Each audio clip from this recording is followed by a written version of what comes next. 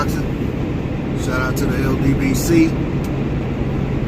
Hey, I want to talk about hey, before I get into it, I want to give a big shout out to Marlo's Corner, Trey X, everybody on the panel over the weekend, and everybody that was in the chat on the corner.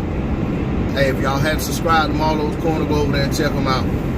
Hey, had a good time chopping it up during the Keith Thurman fight and all the preliminary fights prior to the main event. Hey, just if you hadn't heard if you hadn't heard Trey X do a blow-by-blow commentary on the fight, you're missing out. Go over there and check him out.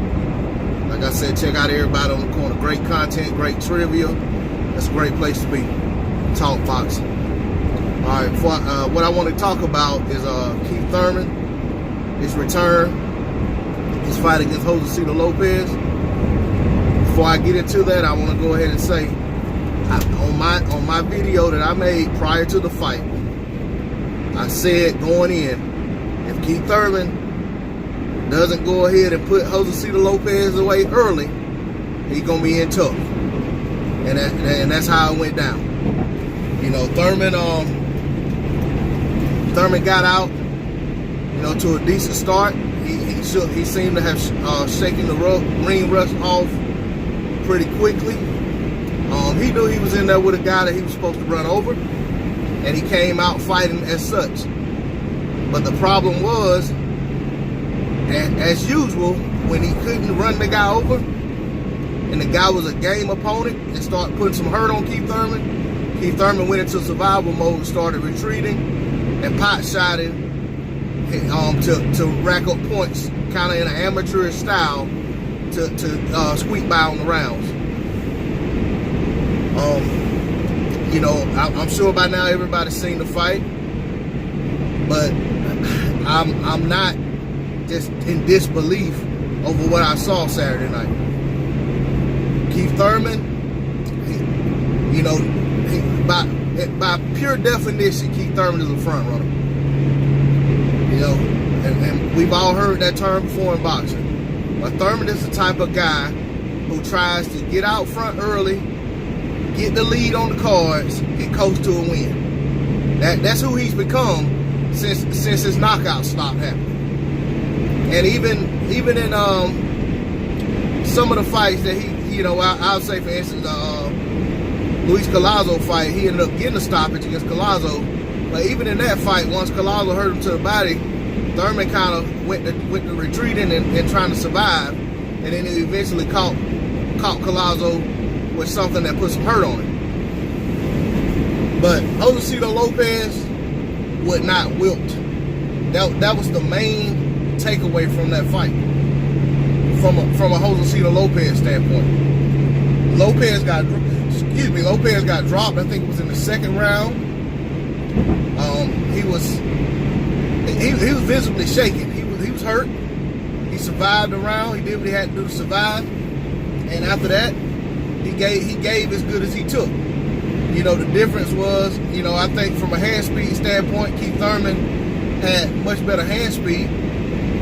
But even with that being said, as long as Josecito was willing to exchange with him, he found openings to catch Keith Thurman in exchanges. And he was hitting Keith Thurman with some punches that were putting some hurt on him. You know, we saw Keith Thurman falling all around the ring like Amir Khan at some points of the fight. You know, especially that I think it was 7th or 8th round where Thurman, you know, his will kept him up. You know, he did what he had to do to get out of the round. He came back out the next round and actually did much better, you know, in the first half of that round. But even by the end of that, the next round, he was right back in trouble again. And that was kind of the theme of the fight for the, you know, for most of the second half of the fight. Thurman would do better work in the early parts of the round. By the end of the round, he'd be on the ropes, he'd be on retreat. And, you know, depending on who the judges are, and then depending on the favor you have as the champion, you know, that particular style and those particular results in a round is not always going to win you round. So I'm one of those people that I'm not mad with the 113 score. Do I feel like overall Thurman deserved to win the fight? Yes. But I can see why one judge sitting on one side of the ring, and that's the only viewpoint they have. They're not looking at it on television like we are. That's the only vantage point they have. And all they could, for all we know, that could be the judge that's on the side of the ring where Thurman keeps finding himself up against the ropes trying to dodge punches. But from the judge's vantage point, it could look like he's catching all those punches. So I'm not mad at the 113. I think Thurman put himself in a position for there to even be a close scorecard or scorecards in that fight.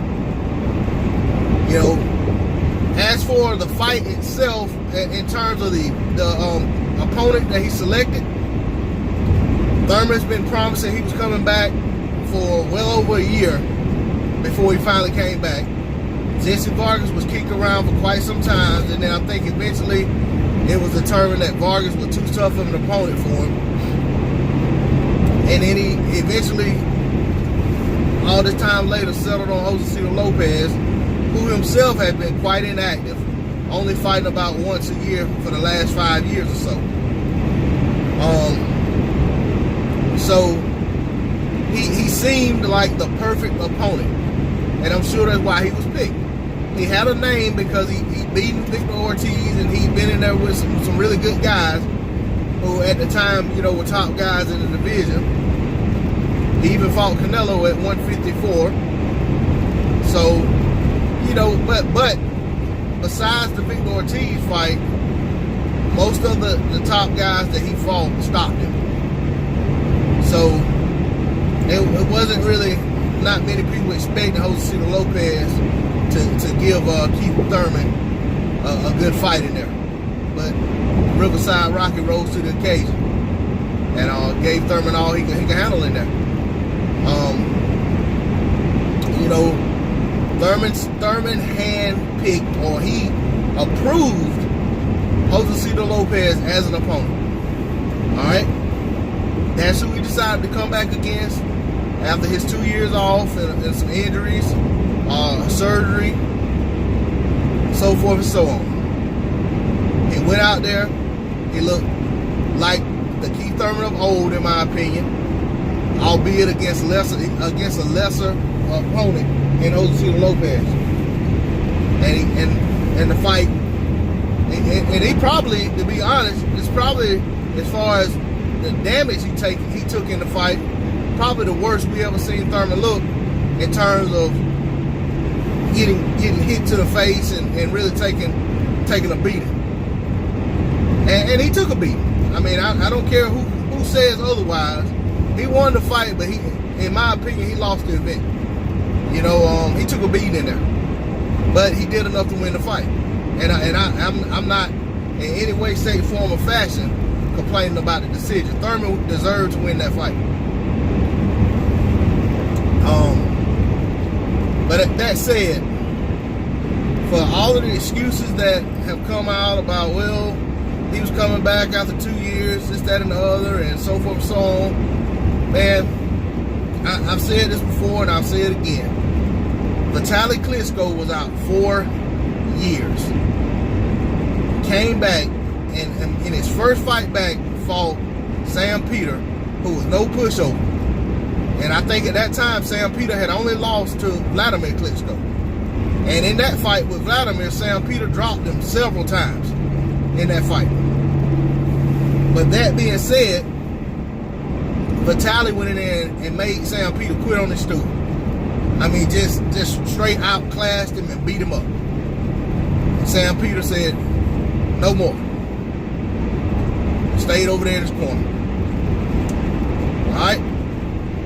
So, when you're quote-unquote the elite, that's what's expected of you, for you to come back, especially if you're fighting an opponent that's supposed to be a tune-up fight, like Josecito Lopez was. You're expected to go in there and dominate. Even if you have been off 2 years. It's not like you were off 2 years and just got up off the couch and went and fought. You went through a training camp. You had sparring partners. You did road work. You did everything you're supposed to do to get ready for this guy. And if you weren't ready, for whatever reason, then you pull out of the fight. If that's the case, if you're going to make excuses, and I'm not saying Thurman made excuses, but I'm just using this for an example. If you're going to make excuses for why you didn't look spectacular in the fight against a guy you selected to make you look spectacular, then don't go through with the fight. If there's some lingering injury or there's some excuse that you feel like you're gonna drum up and pull up off the bench to say, hey, this is why I look like that way. If that's the case, then don't go through with the fight to start with. Just go ahead and stay on the couch. All right. Another example. You got Sugar Ray Leonard. Because I know there are those who will say Sam Peter was a bum, or yeah, Vitaly did that against Sam Peter. But the reality is, in the heavyweight division, if you say nothing else, you can't say Sam Peter wasn't more accomplished than Josecito Lopez. I mean, I was clamoring for Keith Thurman to fight Shawn Porter first fight back, because he was the champion emeritus and Shawn Porter had his belt, and I felt like if Keith Thurman is who he say he is, and the way he talks, if he's gonna walk it like he talks it, then he should be fighting Shawn Porter first fight back. That's the way I felt about it. I la Vitaly Klitschko. But Thurman's not cut that way, so Thurman didn't do that. And he did what he felt was safe. And that almost backfired on him. Alright? But for those of you who criticize the Sam Peter comparison, the Sam Peter Vitaly Klitschko comparison, Sugar Ray Leonard had been off 3 years. I think it was due to an eye injury. Basically a career-ending eye injury, if I'm not mistaken. And he came back. In his first fight back, he fought Marvin Hagler. Now, there are a lot of people who think Marvin Hagler should have got that decision. But, the reality is that Sugar Ray Leonard had the heart to face Marvin Hagler, who was Marvin Hagler. I'm not even going to say anything about Marvin Hagler's resume or anything like that, because if I have to say that, I'm talking to the wrong people. But Marvin Hagler was who he was. And Sugar Ray Leonard fought him in his first fight in 3 years. And fought him well enough to win a decision, whether you agree with the decision or not. But my point is, he had the courage to fight Marvin Hagler in his first fight. All right? And went on to, prolong his career after that. But those are two examples of world-class fighters coming back off of long layoffs and getting right in the trenches against top-level opponents in that first fight back. So, Keith Thurman against a guy who wasn't a top-level opponent was expected to do better than he did. I'm not going to make excuses for him.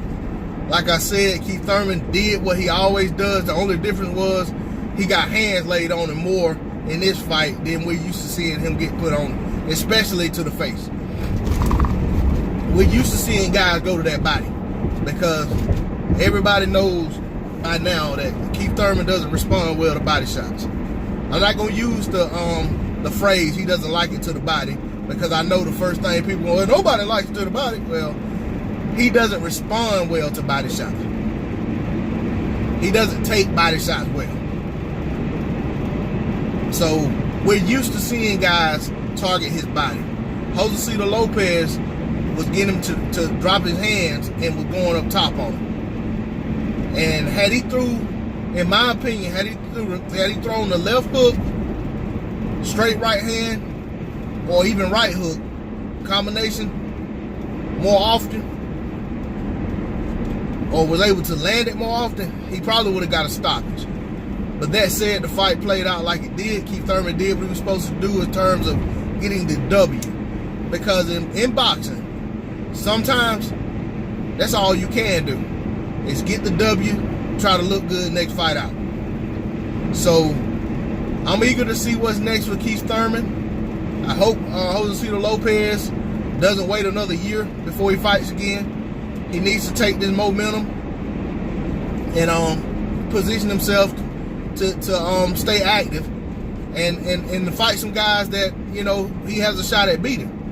Not saying he didn't have a shot in this fight, but I don't want to see him go from this fight to fighting, say, Errol Spence, which I know that's not going to happen, but I'm just saying.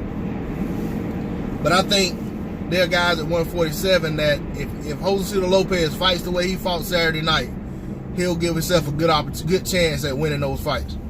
And that's what he needs to do. He needs to take this momentum and roll that into some better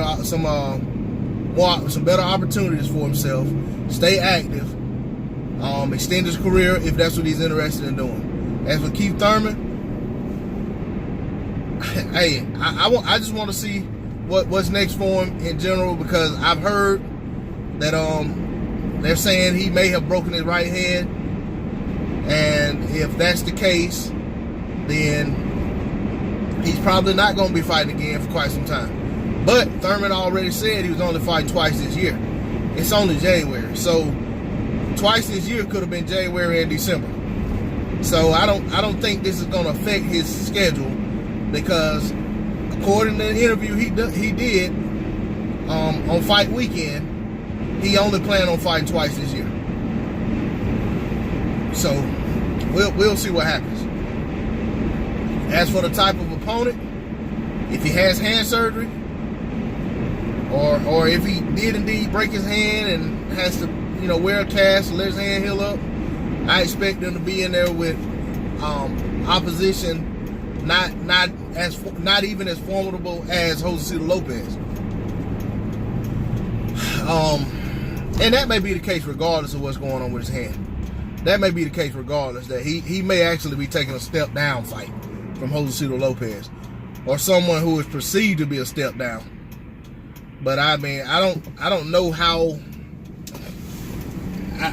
much lower you know what I'm saying, not trying to be funny, no disrespect to Josecito Lopez, but I mean there is a limit to how low someone can be when you're actually the champion.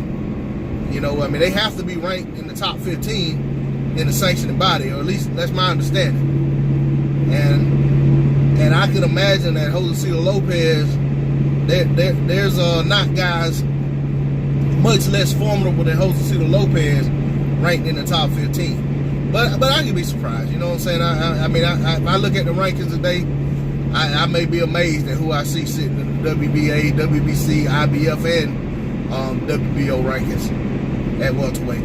Because I can tell you, I look at them at heavyweight often, and I'm amazed to see, you know, some of the guys ranked as high as they are. You know what I'm saying? So, who knows? But like I said, I am eager to see what happens next for both guys. I wish them both well on their path forward. I just don't know. I just don't want to hear Keith Thurman coming out talking about how he's the top guy in the division. He's elite, like he's head and shoulders over everybody else, and all that until somebody beats me, etc., etc. Because at the end of the day, I think I said this on another video, Keith Thurman, when you want to talk about nobody being able to beat you, and you know the reality is when you started looking vulnerable, you took 2 years off, and that's 2 years that nobody had an opportunity to beat you because you weren't in the sport. So let's see what happens going forward. But like I said, I don't want to hear Keith Thurman talking all this big dog, this big boy bull, you know what I'm saying, all that nonsense. Like I said, I was on one of Junior the Truth videos on his live stream last night. Shout out to Junior the Truth. Y'all go subscribe to Junior the Truth.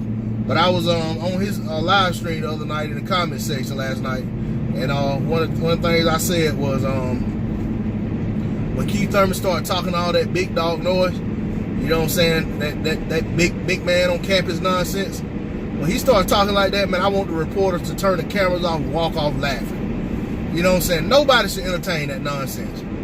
You know what I'm saying? Keith, if you ain't walking it like you talking, you need to stop with all that, you know, all that delusions, those delusions of grandeur, and just stay humble and fight.